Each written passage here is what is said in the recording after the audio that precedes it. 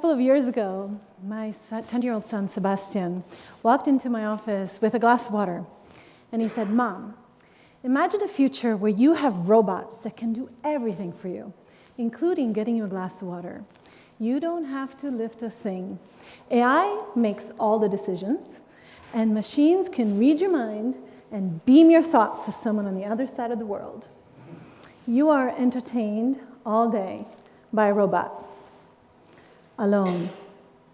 No contact." And then he drops the bomb. You ready? He goes, "Then what's the point of us?" Now, the split second later, he popped out of my office. But I have to tell you, I was left with this. I was left with, who are you? Is Yoda in that little body? Because to me, the point of us is a profound question coming from a 10-year-old. It's a profound question no matter what age you are, but it's also the defining question of our times. What will be the point of us when machines can outperform, outmaneuver, and outthink us? What will become of us? Now, as a futurist and a humanist, I spend a lot of time wrestling with this question. You see, as a futurist, I study the impact of intelligent machines on business and society. And as a futurist, I am devoted to working with leaders to creating a future of human flourishing. It's clear to me that AI, robots, and other intelligent machines will have great benefit to our humanity, from solving world hunger to environmental collapse to debilitating diseases. But they also represent a great peril to our species, from weaponized AI to mass unemployment to social manipulation. I have come to understand that the defining factor between promise and peril, between a life of meaning and one of irrelevance, lies not in how much we invest in technology, but in how much we invest in humanity.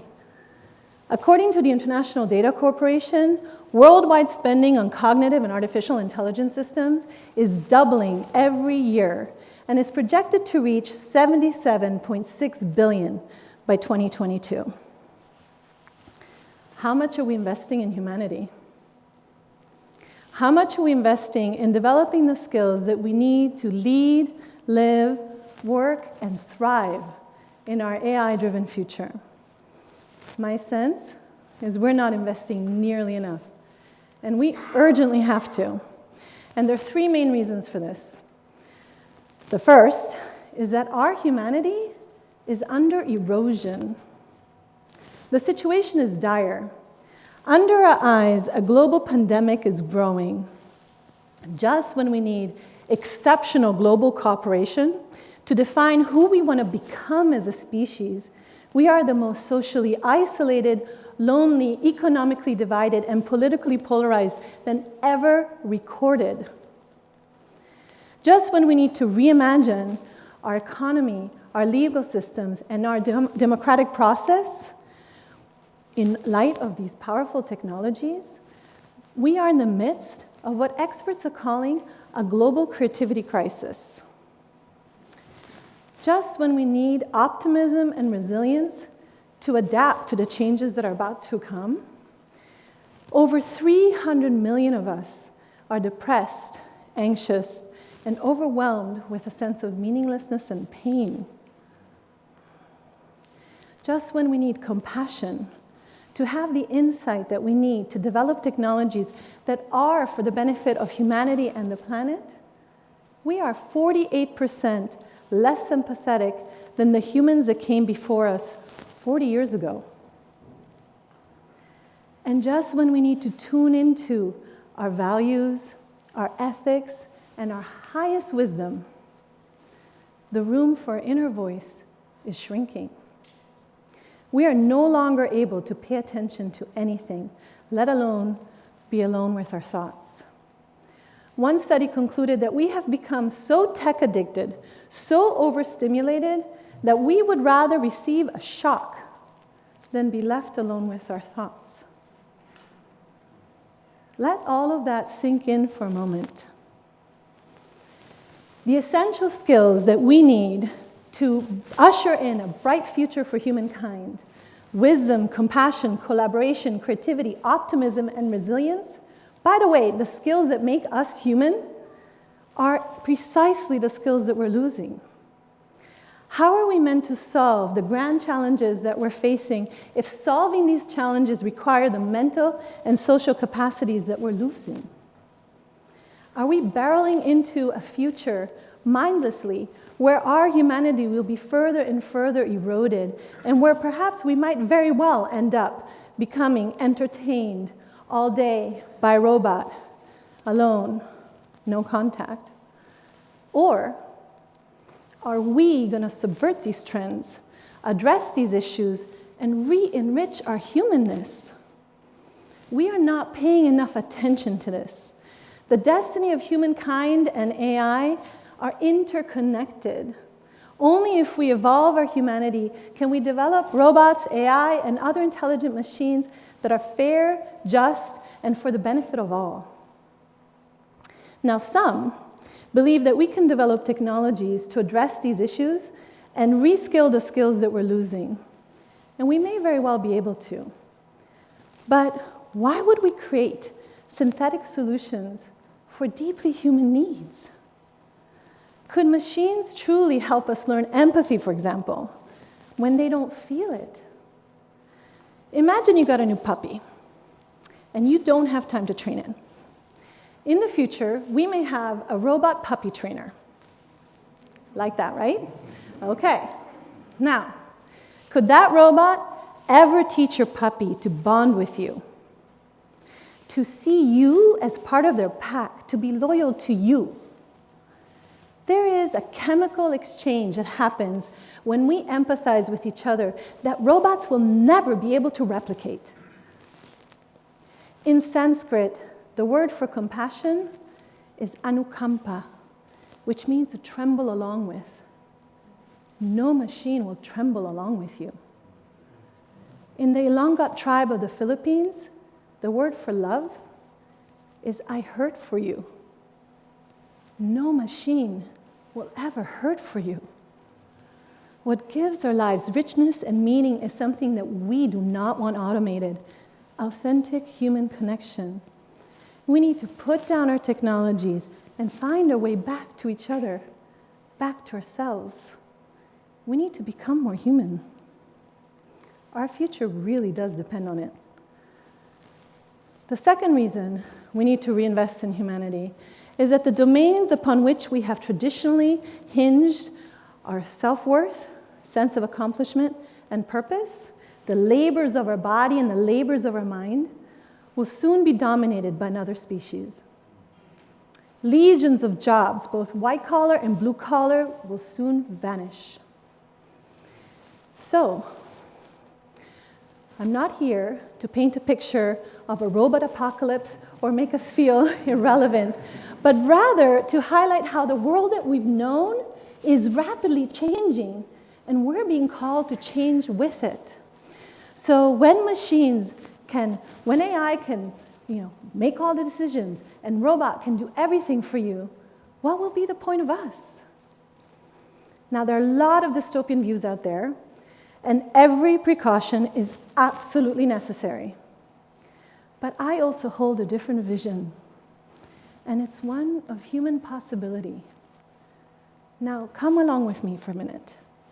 Imagine a future where robots and AI were able to take over the labor of our jobs. Imagine a future where exponential technologies eradicated many of the causes of human suffering. What kind of future could we create? What if the most important question right now is not what will become of us, but what could we become? What if these technologies were not the demise of our humanity, but a release? What if humans were not displaced, but awakened? I believe this moment is a great moment for human reimagination. I believe this moment is asking us to evolve and to become the most genuine and enlightened expression of who we are truly as human beings. Now, who we are as truly human beings is something that is different for all of us. But I think if we look inwards, we will find a commonality. We need to reclaim the aspects of humanity that stand outside the foreseeable reach of machines. The domains of the heart. The worth, dignity, and humans lies in our hearts, in our wisdom, moral and ethical reasoning, social emotional compassion, social emotional intelligence, and creativity. And dare I say it, love. My youngest son, Matthias, says, we need to walk back into our love. You can see my kids are budding philosophers, right? But he's right. We need to celebrate humans as anti-machines. We need to start the inner evolution of what it means to be human. Now imagine that future with me.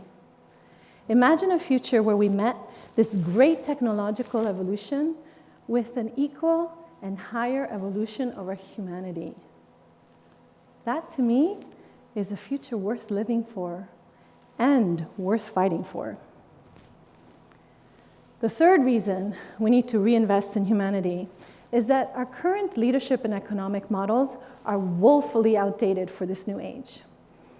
We are birthing the most powerful technology ever seen in the history of humanity. We must not do so from the same seat of greed, competition, one-upmanship, and profit at all costs motives that have defined our last century. We risk the very survival of our species. So leadership today can no longer be about leading for profit. We've outgrown the capitalistic ideals of profit at all costs. We need new ideas of value. For example, triple bottom line objectives: people, planet, and profit. Nor can it be about leading for performance, as we focused on so much. We've over-optimized. We've turned humans into machines, and we are already burnt out. We need to put our physical, mental, and emotional well-being back into the equation. And it cannot be about leading for purpose as we have understood it. For many, this was a marketing ploy. We have seen the impact of empty promises and purpose washing, and we need to lead with purpose for real. Nor can it be about relentlessly leading for innovation as we have been in the last couple decades. We've seen the impact of the move fast and break things mentality. We need a new model of innovation. We need humanity-centered innovation. We need innovation with conscience. This moment is calling for a different kind of leadership. We need leaders to understand that if you are in any way developing, deploying, or using AI, you are in every sense of the word leading for the future of humankind. That is a whole lot more responsibility than businesses and leaders are used to. So we need to start asking, how are we preparing leaders to lead for humanity? To develop the business and tech solutions that support genuine human thriving, to create new humanity-centric metrics, policies, legislations, products, and economic models. Are we merely relying on leaders' conscience and goodwill? Or are we going to develop the leadership skills that will launch our species to our next level of potential? We need leaders who will do the moral work of this generation, who will learn the skills of courage and compassion to resist the incredibly attractive siren call of AI profitability, and to balance it with the impact on human life and society.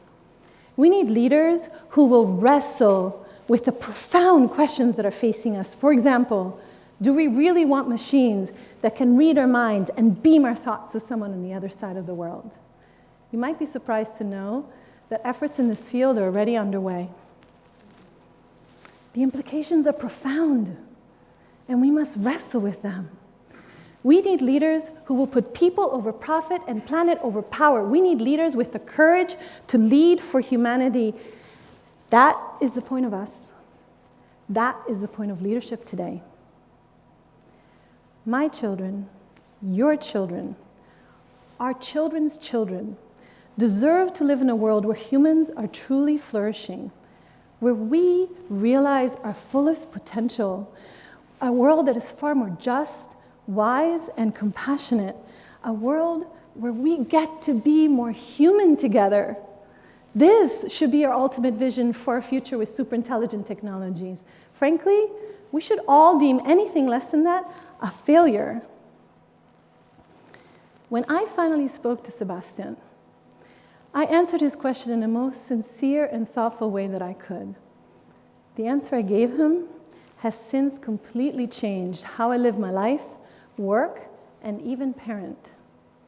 I said, Sebastian, I believe the point of us, especially now, especially in the future, and perhaps always, is to do the invisible but revolutionary work of becoming more human.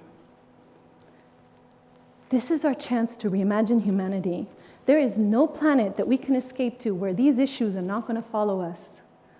My invitation for everyone here is to walk out with the courage to say that humanity matters and to join me in the exquisite journey of becoming more human together. Thank you. Thank you.